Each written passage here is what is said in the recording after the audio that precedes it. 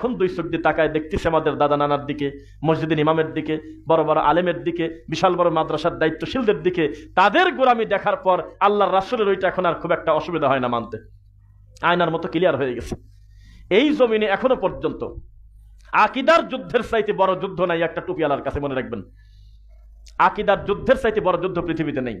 আমি বলবো না যে শতভাগ রাইট, শতভাগ বিশুদ্ধ আকীদার, তবে দেখেন এখন যদি কেউ কোনো মানুষ হত্যা করে, অনিচ্ছায় হোক ইচ্ছায় হোক, দৌড়ে গিয়ে যদি বাপের কাছে বলে আব্বা আমি যে গাড়িটা নিয়ে বের হয়েছিলাম ওই গাড়ির নিচে পড়ে একটা পথচারী মারা গেছে, বাপ প্রথমেই না খানি বলে আর তো কেউ দেখে নাই।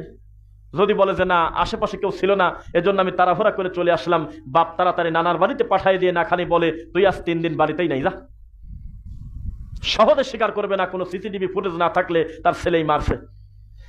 এত আদরের বাপ ছেলেকে বলতেছে আমার ছেলে যদি মনে করে যে আল্লাহ আরশের উপরে আছে, সব জায়গা নাই, তাহলে আমার ছেলেকে বয়কট করে দেন।